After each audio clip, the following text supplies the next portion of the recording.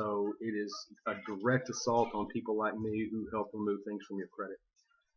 About collection companies, I would like to say this. Most people want to pay what they owe. Most people think that, okay, if a collection company is coming after me, I have to pay this because I owe it. I'd like to share a horror story with you. I had a client of mine who paid a collection company. Unfortunately, the collection company didn't actually own the debt. What they owned was the person's information. After paying the collection company in full, the debt was still owed because the original creditor, who happened to be a cell phone company, I won't mention any names, Verizon, still came after the client for the money, even though the money had been paid to a so-called collection company that was representing them.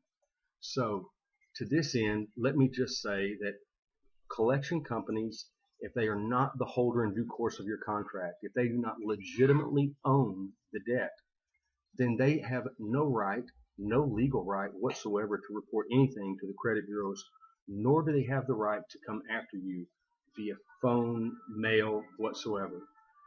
We are completely set up to shut this down and remove these collections from your credit. If they are indeed legitimate, then it is what it is. But what I have found is that 90% of the time, the collection company merely purchases your information for pennies on the dollar. They come after you for a debt that they cannot validate. And that's the key. If they cannot validate the debt, then there is no debt. The key is this: do you have a contract with the collection company? Have you sat down and had a meeting of the minds with this collection company? Do they have your signature and agreement to pay them for this debt? Or is it just a bully type, muscle over you, we're going to put it on your credit if you don't pay us type scenario, which is exactly what happens in most cases. Here's the way we do it. We're going to take the collection company and we're going to submit a validation form. The form is pursuant to the Fair Debt Collection Practices Act and the Fair Credit Reporting Act. These two acts require that the collection company produce some information to validate that they do own this debt. One of the things that I have yet to see from any collection company, and it has been very simple for me to get it off of your credit, with the exception of a few who have fought it to no avail, they must show documentation where they have not only your promissory note with your original signature on it from the lender, but that they have a valid affidavit from the company who supposedly has your original debt submitted to them, giving them permission and ownership.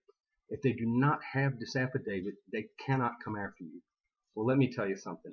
They almost never do. It costs them too much to purchase that. Here's another thing. A collection company can never own more than 50% of your debt.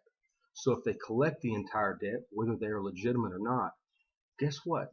You still owe 50% to the original creditor. So this is just kind of a quick synopsis on collection companies and the degree of fraud that they commit in coming after you.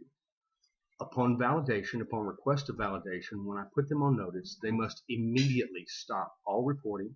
And if they don't, it's a $1,000 fine according to the Fair Debt Collection Practices Act. That fine is payable directly to the customer. They are then turned in to the Federal Trade Commission and any other federal regulatory company that or division that monitors them.